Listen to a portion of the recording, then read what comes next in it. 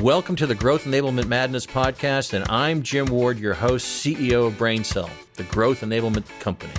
I'm absolutely mad about helping businesses grow and scale. And in this podcast, my team and I get a chance to talk shop with industry thought leaders about a variety of growth enablement strategies, stories, and technology trends. I'm happy that you're here, so let's get the growth conversation started.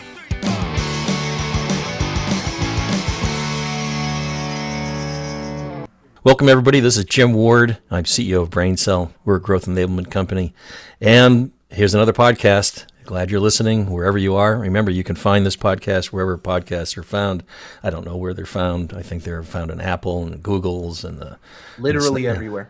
Literally everywhere. Snapface. Well, except there. Yeah, okay. And so we have a tremendous fun guest with us today. Before I introduce that person, let me introduce my sidekicks. Brian Anderson, who's our content manager and produces the podcast. Hey, Brian. Hey, Jim. You all right today? You all right? This is like my third Diet Coke, so I'm pretty good. I'm going good today. Right. It looks like I have a little better tan than you. But anyways, that's okay. I should. I didn't get to the tanning booth today. I tried, but it wasn't that easy. Try the spray tanning booth down in the conference room. And also with us is my trusty sidekick, Allie Lippman, who is an account executive on our CX side. What is CX anyways, Allie?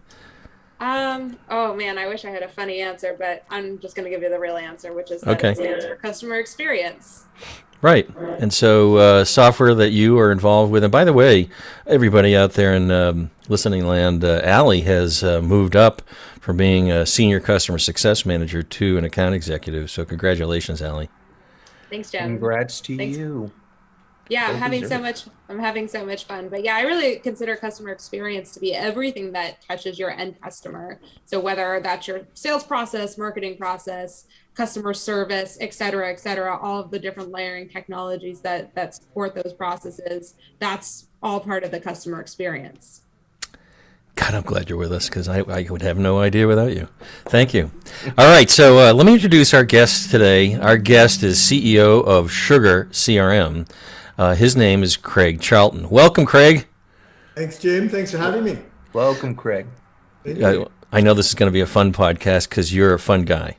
And I don't mean that as not a mushroom. I didn't mean that as a mushroom. I meant that as a fun guy, G-U-I. All right, but thanks for joining us. And we're going to just get into some of the questions around yourself and sugar and anything you want to talk about. But let me start with, I always tell folks, we're a growth enablement company. I think we've nearly coined the phrase. If you look at SEO, we're there. So if you want to search it, you should find us all over the place. What does growth enablement mean to you, Craig? Well, simply having a growth mindset within the business and ensuring alignment across direct and indirect teams, so everyone puts growth as one of the, as their top priority, essentially. So for me, it means being customer, market, and sales focused, and finding ways to remove roadblocks to growth and other impediments to growth. That to me is what growth enablement's all about. Yeah, and for us, it's about applying technologies as well, right, to help companies grow and scale. Understanding their people and process first, but applying those technologies to help them truly grow and scale. It's perfect for you to be here today because I think you've got a lot to talk about in that arena. So let's talk about let's start with Sugar's recent branding and positioning change. Right. I've been with Sugar as a partner for over a decade. And so I've seen some of the changes. And could you tell me a little bit about your perspective on letting the platform do the work and the impact on the product's growth? Could you tell us a little bit about that? Yeah, Jim. Look, CRM is, for anyone who's been involved and been a CRM user, which probably encompasses most of the world, the whole CRM challenge has consistently been user adoption. Right. And the issue, in my mind, stems from why CRM was initially created and the audience it was created for, which was essentially management. And, it was created to meet the needs of management without really a lot of regard for the people who are actually doing the work and the people who had to, interface with the platform and spend tons and tons of time, working away on the platform and having an imbalance between the effort that was required to keep the system fed and the benefit that you actually got from the system. So, that's something which has pervaded CRM for a long time. And you look at lots of CRM implementations. There's a reputation for over-promising and under-delivering, and that's not a good place to be. And you would have seen our research findings in the last 12 months where we surveyed a lot of CRM users, which weren't Sugar users, but we did a global survey. And some of the statistics were, 52% of sales leaders said that their CRM was costing them revenue. Wow. That's the opposite of what CRM exists for, right? Right. So, getting that sort of feedback is really worrying. And the root cause of CRM failures is fundamentally because people don't really want to use the system because of the genesis and how they were created. So, many CRMs just suck your budget and your motivation, and they require constant care and attention. And for too long, companies have been stuck with these, I'll call them high maintenance CRMs that require way too much manual effort to be useful, or alternatively deliver, too little functionality to actually provide a benefit. And that's not what tech's meant to be. Tech is meant to make your life easier. It should work for you and not the other way around. So, we've been looking at this and you look at the way that you hand feed all of this data into the platform, and then it still expects you to identify cross-selling opportunities and expects the user to identify at-risk accounts, even though they've put all of this information into the system. It requires marketing teams to still manually score leads and run campaigns and clean up after themselves. And, it has your service reps manually routing cases rather than doing what they should be doing, which is talking to the customer. So, the list goes on, and our view is that Sugar's different. Our mission is to let the platform do the work, let the technology do what technology should be doing. So, we've chosen to build software that helps drive experiences and experiences that are much more predictable and far more performant and easier to manage for sales professionals and marketing professionals and service professionals. So this really has become our North Star as a business. We look at this whenever we're doing any sorts of evaluation of what we're going to be doing from a product investment perspective.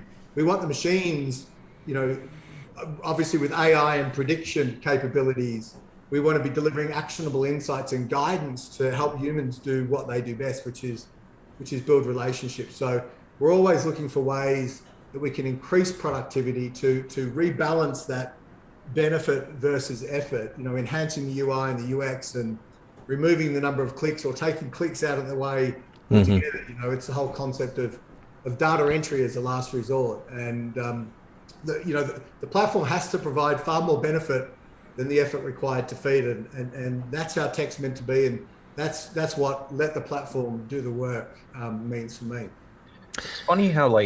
It's funny how even in today's modern tech boom, even from the start of CRM at the beginning, there's always been this ongoing issue with whether it be just onboarding users or even just investing in a platform and not taking full advantage of that investment, only using, your CRM as, your batch and blast email piece versus anything else. And it's crazy how there's still so many folks out there that aren't, making the most of one of the biggest investments that their company has to have. It's pretty mind-boggling. Yeah. I think it's not a silver bullet. Yeah. The tech's too hard, and it shouldn't be too hard. I mean, everything should be automated where it can be automated, and people should be guided in terms of what they should be doing as opposed to just operating based on gut feel. So, for my mind, particularly sales professionals, if you provide a platform that enables them to be a lot more successful and a lot more productive, they're going to embrace that platform. You do the opposite, and they're just going to refuse to use it. That's the reality. So that brings me to a question for you. So maybe you can give us maybe a user story or some examples about what Sugar's platform is doing to help folks make decisions like that. What have you done? I know you've made some acquisitions and things like that. Tell us a little bit about what Sugar's doing to enhance that user experience. Well, we've done a number of acquisitions to to hopefully make the lives of our customers far better. And one of them that really excites me, which was 12 months ago now, was the acquisition of Node, which is this predictive capability. Yeah. So having tech which has huge amounts of data ingested, and then leaving it up to the gut feel of individuals to make all of the decisions, that just doesn't make any sense in this day and age. So we purchased this company. It's an amazing predictive insights engine, and we've incorporated that into the core application. And so now we're, as well as gut feel, I don't think it's one or the other, but right, providing AI-based predictions around all manner of things from, which leads should be qualified, to the likelihood of a sales opportunity being won, to, forecast capabilities, to sentiment analysis, all manner of different use cases that we've already managed to deliver in our core application. So guiding customers in terms of what they should be focusing on, and what they shouldn't be focusing on. I think that's an incredibly powerful use of technology. And because we made it available in the core application, you just turn it on. It's not like a science experiment, as you see with lots of our peers, where it's potential success and potential failure, and regardless of which one, it costs you a fortune to get there. So I'm really excited about that. For me, that's one of the prime examples of technology doing what it's meant to do. I see a lot of our clients, a lot of folks who are prospective clients really aren't using, for example, Pipeline enough to really manage their sales as they go forward to make sure they're going to hit their budgets or their plans.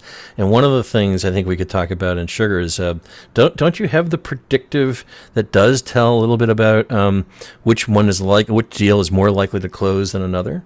We do. And, yeah. and I think I saw it was color coded as well, and it gave you a good sense of where to spend your time. Because I thought, I've been doing this. I use it every day, Jim. I've been doing what wasn't CRM when I started. It was called contact management. Yes. And then it got sexy, and it was Salesforce automation, and then it became CRM, and now it's whatever, it's evolving further. So I go way back, and to see these changes is significant. So maybe just tell us a little bit about that predictive and pipeline capability.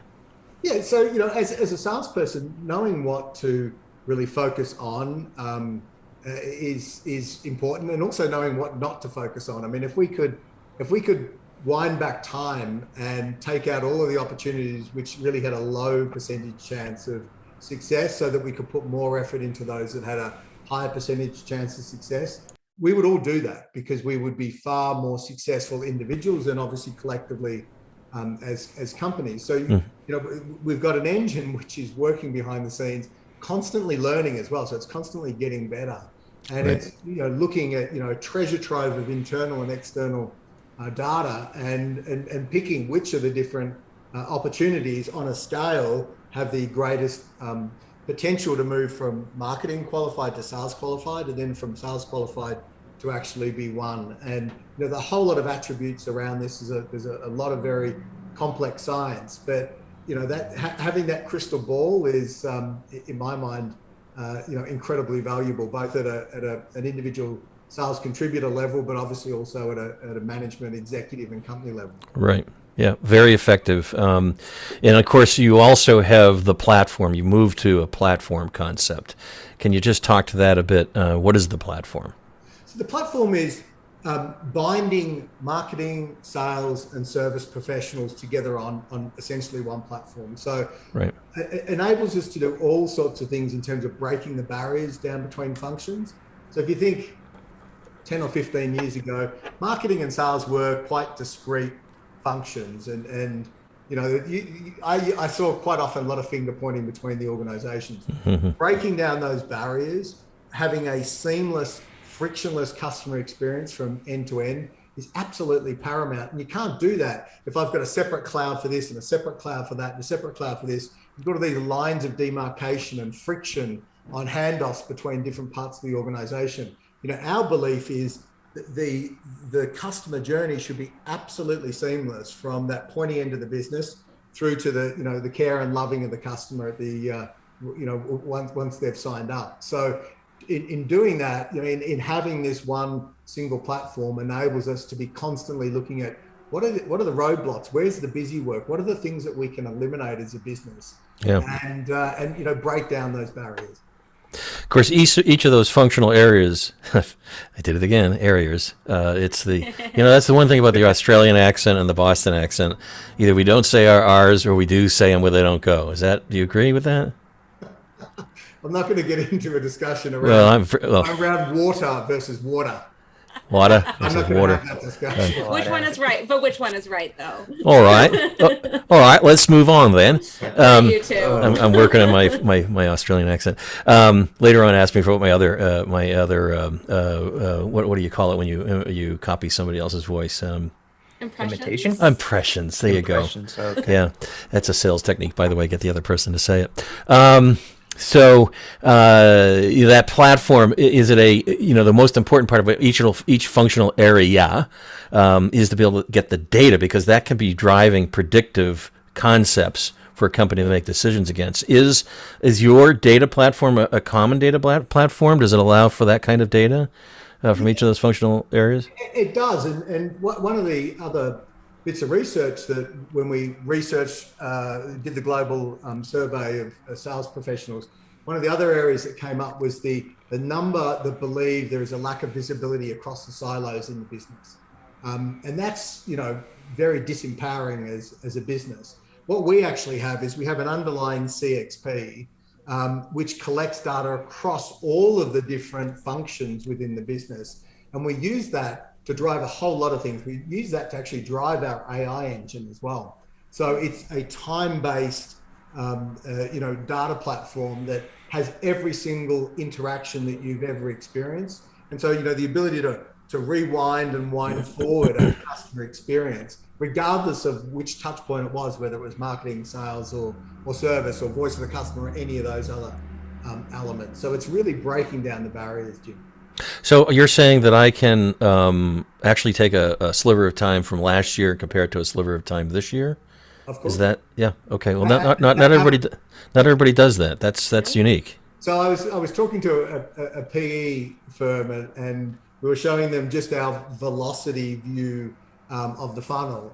And the private equity firm, who I won't name, said they spent $500,000 just getting that view for one of their portfolio companies. And for Sugar, it comes straight out of the box. I mean, it's just leveraging our CXP. It's a great differentiator in the marketplace. All right, so you and I met. Has the time flown? We flew out to Colorado to meet you, Teresa and I. What was that? Was it 2 years ago? 3 years ago? I'll have to check my diary. But so it was when you. Best day of your life, right? Dear diary. We're going all silent. We go silent on that question. So perhaps it was over 2 years ago now, and so that was when you became CEO of Sugar, as was the reason for coming out and meeting and talking. And so, what have you seen over those few years? Because technology evolves so quickly, and with the evolution of the things that have happened in the SaaS software business. Has it impacted you, your company, your leadership decisions since that time? How are things changed over the 2 or 3 years since we've met? Look, I think the glaring elephant in the room is we've had a 1 in 100 year pandemic called COVID. And it's transformed every industry in some way or another, some of them dramatically and some less so. And most of them, unfortunately, have been adversely affected, and some have had a bit of a tailwind from COVID. But I think that the biggest difference for SaaS companies has been the move to remote and virtual business models. So many were at least partially remote. I know we were, right.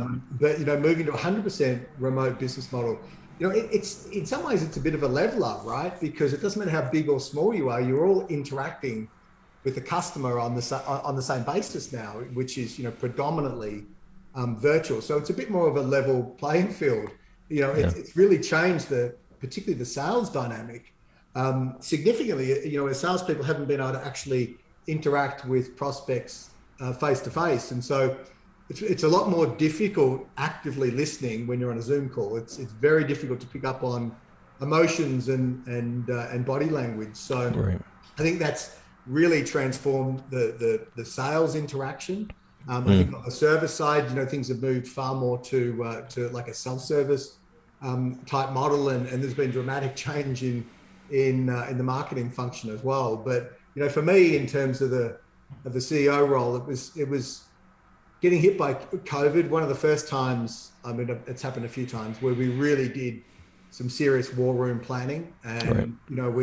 we ran scenarios from original budget through to like doomsday Right. type scenarios, and then we tracked our progress against those, and we're completely transparent with the entire company in terms of where we're tracking on the different scenarios. And so we were able to keep the team informed of our progress, albeit we couldn't meet physically. And I was particularly proud of the fact that as soon as we'd finished that war room planning, Yeah.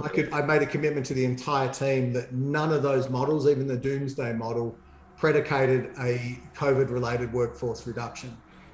And so being able to commit that to the business, many of our competitors took the opportunity to clean house. I thought that was an awful way to respond to the crisis when they really didn't need to. And so when people had this dark cloud around lots of aspects of their life, to be able to make them confident that at least their job was safe was something that, as I said, we were very proud of. And so you didn't have any workforce reduction during COVID at all, as I recall. I saw nothing to that effect. In fact, we grew and kept acquiring companies. Yeah, yeah. So did we. We did the same. So we're aligned there. And are you having folks return? I'm just curious. Are you having folks return to the office? Is there any policies? We're going through this decision making process now, and probably going to go to a flex schedule as opposed to requiring everybody to come back. We're certainly not requiring anyone to come back. We've done multiple check-ins with the team over the time, and early days, we had, I think, 30% saying that they wanted to be back in the office. And so as soon as we could make the office available, we did, and basically no one came back. So, albeit people were telling us they wanted to come back, there was a real hesitancy. So, I think we've actually been really productive as a business. Good for you. Remotely. As I said to my wife, I went from working at home to living at work. And I'm here living at work at the moment. So I occasionally go into the office, but we're evaluating what our needs are going to be going forward in terms of actual facilities. And, Office space, right? Yeah. I wouldn't want to be in commercial property at this point. No. No, neither would I. No. We're maintaining our office space, Craig, but we have cost-effective office space here that'll give folks the option. But I know some of your offices are quite expensive. So They are incredibly expensive. Yeah, I know. So Allie, you had a question? I think Yeah. that I saw your eyebrows go up, which is the body language I'm detecting over Zoom. Well, I do have some questions for you, Craig. I want to talk. So as you know, I'm a Sugar certified sales specialist, and so I'm very familiar with Sugar's differentiators. I'm a daily user, and I love Sugar. I want to talk just based on our conversations about COVID, kind of about our last differentiator, which is customers for life, both from a channel perspective, like how you see partners like BrainSell supporting customers for life, but also from a COVID perspective, how did you support Sugar customers during times where their businesses may have been impacted? Yeah, well, look, for those of you who don't know Sugar too well, we have both an on-premise version as well as a cloud version, and COVID sort of really highlighted how much easier it is to live as a pure SaaS customer versus an on-premise customer, and there's a whole variety of reasons why our customers are on-premise, and we're 100% supportive of that. But we decided to make the transition available from on-premise to in the cloud for those customers that wanted that as an option. And we made that essentially free. And whereas previously there was a charge associated, we took the opportunity when people were sitting at home and potentially not as productive as they were previously. We made available, pretty much all of our education content, which previously used to be a, pay as you go. We made that available for free, so people could up their skills and, get themselves really ready to thrive as we, came out of the tail end of COVID. We had lots of requests for concessions, and where they were legitimate, we stepped in and, really helped our customers. We obviously wanted, one part of customers for life is they have to be in business, right? So we want to generate customers for life. So we stepped up and helped out with payment plans and helped out with concessions and helped out with, customers who needed to, re-establish what their footprint was with Sugar. So, there were lots of areas. We obviously had to look after our financial well-being as well, because if we didn't do that, then that wouldn't be good for anyone. But yeah, there were, a ton of different concessions that we took in order to make sure our customers were in the best possible shape. And then, our partners, once again, you guys are an extension of what we do. And I know there were lots of initiatives at a partner level to ease that transition for the customers. Yep. Yeah. It's always good to get another CEO on a podcast, and it also gives the audience a chance to get a little know about you as well, because it isn't just an entity or a company; it's about humans who are part of the company. And so, I'm often curious about your perspectives on growth with I know you've got big growth goals in mind. How do you approach leadership with big growth goals? Do you have a specific strategic approach to this? Can you tell me a little about that? Not really. I mean, you obviously have to set priorities and make it clear that growth is a priority for the business. And obviously, in any business, you're either growing or you're dying is one of the harsh realities. So right. Growing is important. For me, as a CEO, I've worked for a lot of different CEOs. I've seen different styles. I've seen many different styles. I've seen styles that work well and others that in my mind don't work well. Mm-hmm. For me, the priorities as a CEO, number one is get the right people on the bus.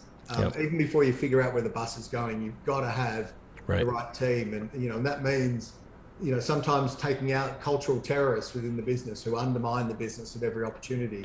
Yep. Getting the right people on the bus, and then empowering those people. And, for me, one of the most empowering things is we have what we call a yes if mentality. Oh, I know that very well. And it's something that, I've carried with me for sort of 20 something years through every team that I've led. And the basis is you ask someone, can you achieve X? Can you make that customer happy? Can this project be successful? Can you get this product out the door in X time frame? And the answer is either yes, or for most people, it's no because of all of these reasons. And no because is not acceptable within Sugar. Yes if is acceptable. And so someone will come to you, and where they can't say yes, they're immediately thinking of the solution rather than thinking of the roadblock. And so they'll come and say, well, yes, I could if you could give me more budget, or yes, I could if you could give me these two resources, or yes, I could if you remove the roadblock. So that yes if mentality, in my mind, is incredibly empowering for any company. So, lots of other things. I believe CEOs should take feedback really, really seriously. They don't have to agree with it. I'm a big believer in being decisive as a CEO, particularly in order to grow. If you're not decisive, and I've worked for some CEOs who couldn't make a decision to save themselves, and it was debilitating as a business. So make a decision, and if you find out you've got the decision wrong, then be transparent and humble and admit that you made a mistake and pivot quickly. Right. That to me is incredibly important. Driving competitive differentiation that customers care about. I think a lot of businesses drive competitive differentiation, and it's stuff that the customers are like, ho hum, I don't really care. It doesn't mean anything to me. So being able to drive that obviously drives growth. Focusing in on how do we help our customers generate customers for life. If we can win that battle, then we've generated customers for life. That's the hard part of the battle. So finding ways we can do that. Not micromanaging the team. Once again, I've worked for a lot of CEOs who micromanage their people. And if you micromanage people, they'll never be their best. They'll never blossom and achieve their true potential. Getting the right people and then leave them to do what they're good at is really, really important. And for me, always being on the lookout for the weeds of bureaucracy starting to creep into the business. They'll get in there somehow or another, and finding a way to get the weed killer and stamp them out. Bureaucracy is just such a killer for businesses, and it's why I like businesses, around the size of sugar. Once they get to many billions of dollars, it just becomes the political footballs being played and bureaucracy just creeping in and everything grindingly slowly. I mean, that's just not where I like to be. I like to move at pace and to be responsive. So, they're all the things that for me, I take super seriously as a CEO, but I think also lead to a real growth culture.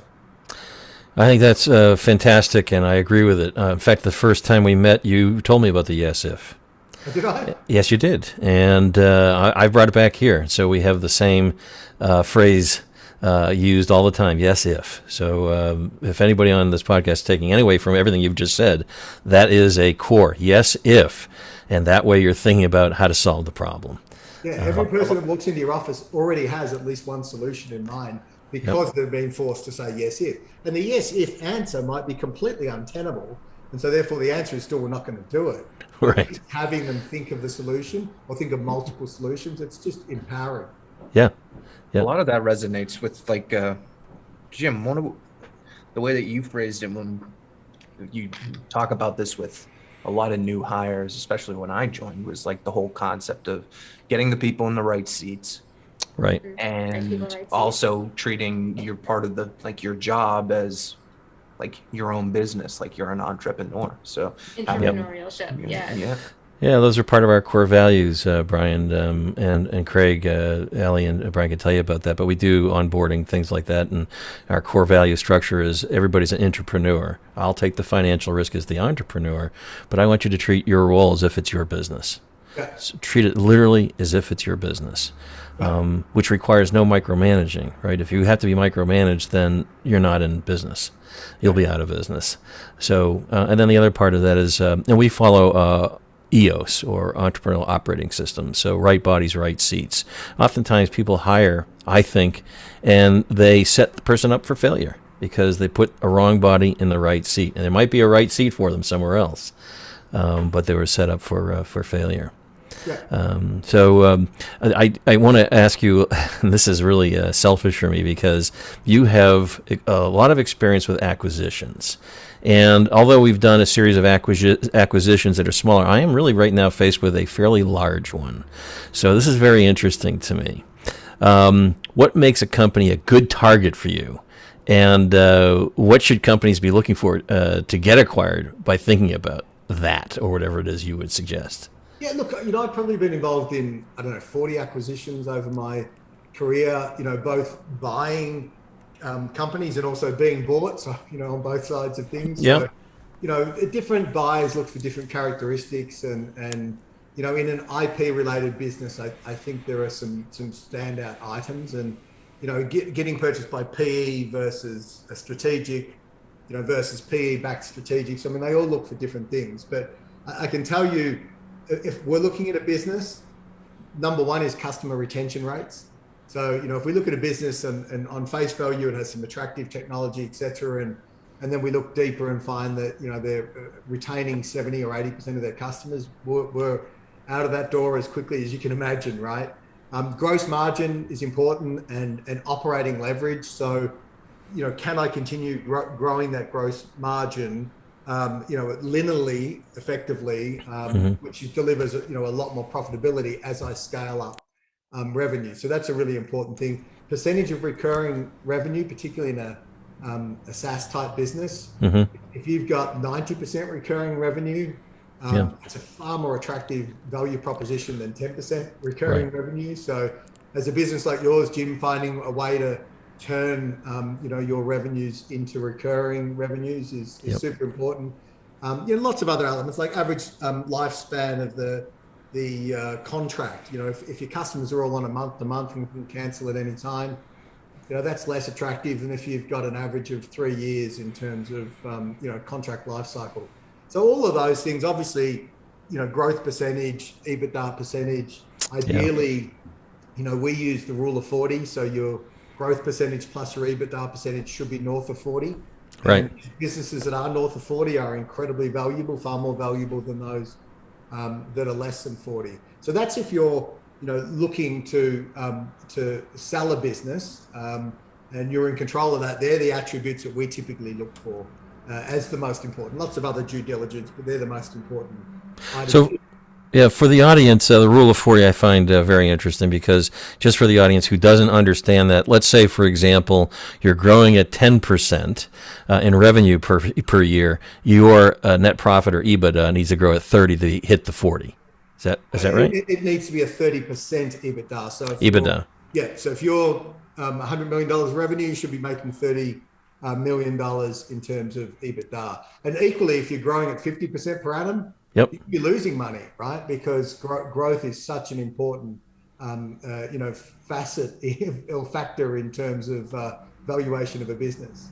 And Right. for us, when we're looking to buy a business, all of the above's important. But one of the most important things for us is technology fit, and how will this impact our customers in terms of the effort, the overhead, the admin, the maintenance that's required to bring this other piece of IP into the mix. And, there are vendors that are out there that they'll just buy anything, regardless of what it's going to look like. And they end up with this, what I call a Frankensteinian mess of an application. And they push the burden totally onto the customers in terms of the costs and the overhead and the usability and all of these sorts of things. Creates a massive impost on the customers, but they're happy because they can tick another box on an Right. RFP in terms of, you've got the capability. For me, you ultimately have to care about the ultimate customer experience. It has to be, in my opinion, one of the most important boxes to tick, rather than it just being a science experiment. Because if the onus is on the customer to make it all try and work together, that's not a good outcome for the customer. So, and obviously in terms of other attributes, you got to look whether or not you can absorb the business, and whether, culturally, whether you're going to have customer and employee attrition, or whether it will actually fit in and dovetail into everything else you're doing. So lots of different elements, but there's some of the key ones. That's excellent. Thank you very much.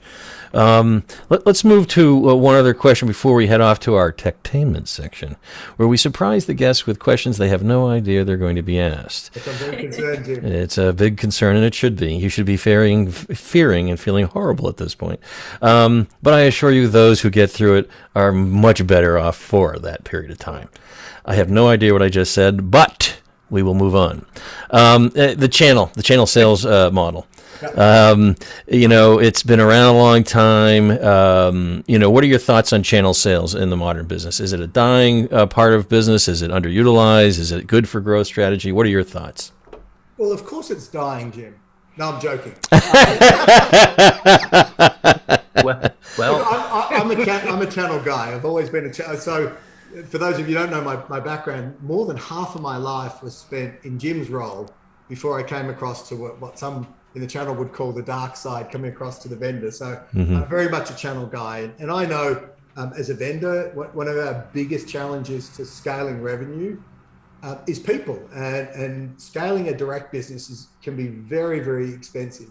For many SaaS companies like Sugar, particularly those who are selling into a horizontal market, embracing the channel is a really important cornerstone of go-to-market strategy. And being a growth-focused company, we know that we can't do it all. I mean, we could, but it'll just take a hell of a lot longer.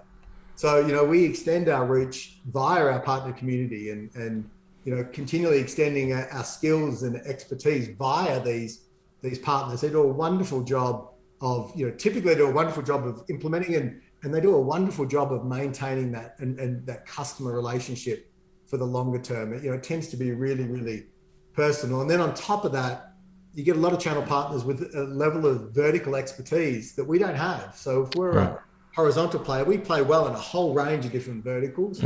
But some partners bring expertise that we just don't have and can go and dominate in particular sectors. So, there'll always be customers that want to deal only with the vendor, and there'll be customers that want to deal only with a partner. I think there's certainly positives to both of the models. I think with a partner, you do have more flexibility typically than a vendor in terms of dealing with a customer. So it's horses for courses. But as you would know, Jim, partners make up more than 50% of our revenue, considerably more than 50% of our revenue. So we got some wonderful partners, and we're very appreciative.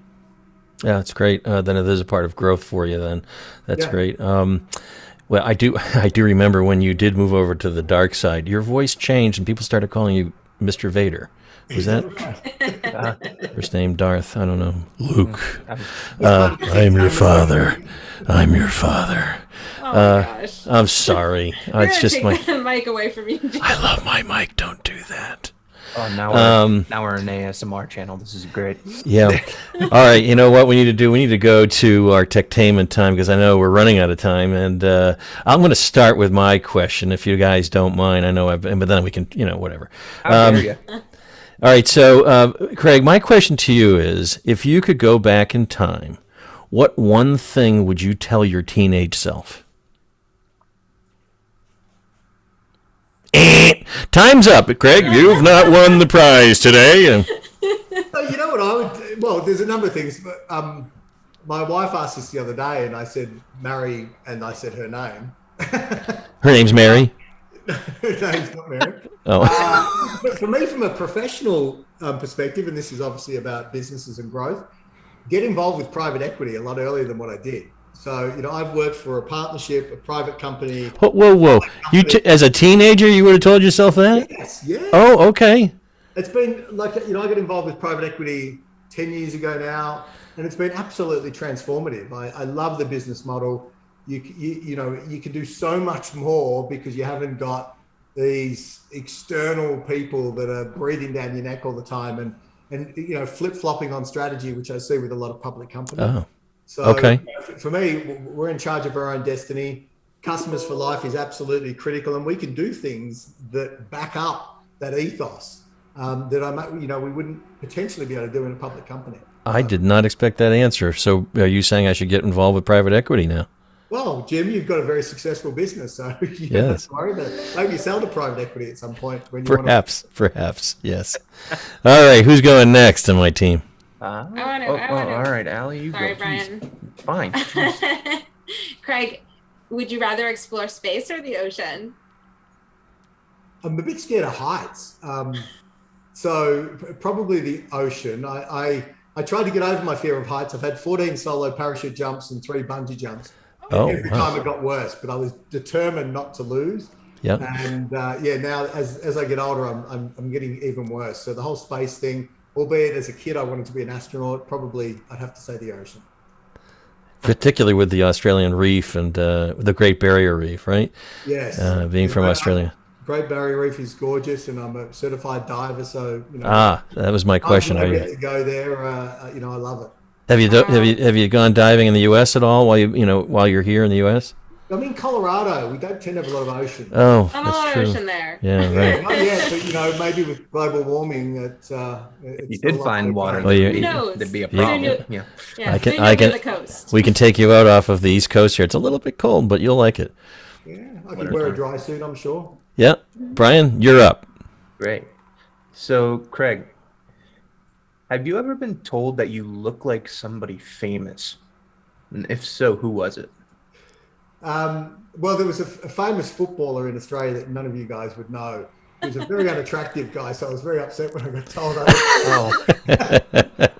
But when I was running Asia back many years ago, I used to go with my colleagues, and for some reason, and I don't know if it was the name, but there was this whole Daniel Craig thing, and I mean, he's obviously a very good I see it.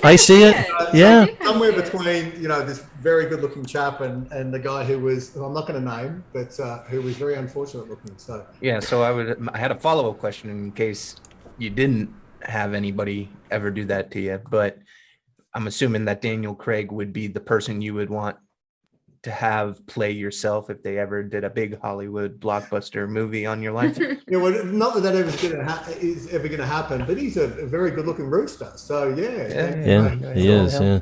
And you know, he's coming to the end of his Bond series. So, Craig, True. you could pick it up. You could be the next SugarCRM Bond. docu-series on You know, Netflix. Easy. There you he, know, my background as a chartered accountant probably doesn't make me interesting enough to make a movie about. yeah, well, that may be the chance. You know, it's Don't funny. sell yourself short. Right. Whatever he Dream- said. dream Whatever big. he said. I was just having before we close. I was having a dinner with my wife, and somebody said, "You know, you look a little bit like Marlon Brando when you got fat and You heavy." know who you look like, and it's Yeah. a spitting image. If anyone's watched the show, the future show about the what's it called? The house? No, Maiden's Tales or. Handmaid's Tale. Oh, you know, I've been told that yeah. before, What's his but face? Yeah. yeah, what's his face? Yeah, what's his name? His face. Yeah. Handmaid's Tale, it's called, right? Handmaid's Tale. That's the Yep. series. That's funny. You should say that. The general, I've literally got a photo of him, and I showed someone our team, and they said, "Is that Jim?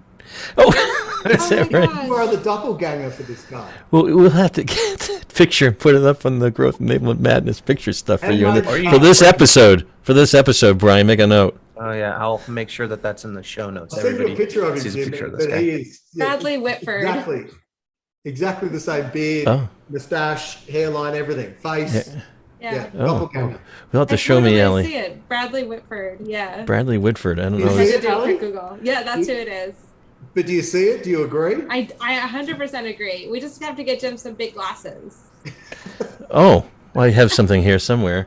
But, But well, do hey, we have a nose attached? Because I usually wear these when I talk to the team at the end of the quarter. Things were a little bit shy. I don't know. Yeah, Jimmy from Boston. Anyways, hey, Craig, you've been a lot of fun. You're always a lot of fun to talk to. I really appreciate you joining us today. Craig Charlton of SugarCRM, CEO. How does somebody get a hold of you if they want to reach out to you? Email ccharlton@sugarcrm.com. Okay. And my mobile will be back on my signature when I return. So Awesome. When I return that email. So Well, if you want to get a hold of him, I know how to get a hold of him, so just contact me. Jim knows- Remember, everybody. Yes, if. I love that. So thank you, Craig, for sharing that with us. Hey, Allie, thanks for being here as always. good to see you, Craig. Always make sure you try to laugh at my jokes. That's one of the requirements of the podcast. I heard that was on the job description when people sign on to work with the Oh, Fun- it is. Yeah. It's our number one core value, fun and funny. And Brian, thank you very much. I appreciate you letting me have a better tan than you. You're welcome. Yep, thanks very much. Yeah. So, hey, folks out there, we appreciate you listening to the podcast. We look forward to our next podcast. Again, thanks to Craig Charlton, the CEO of SugarCRM. Find us wherever podcasts are found, Snapface, Bridge Chat, I don't know. But anyways, thanks again. Yeah. Thanks, Jim. Thank you. Bye, everybody.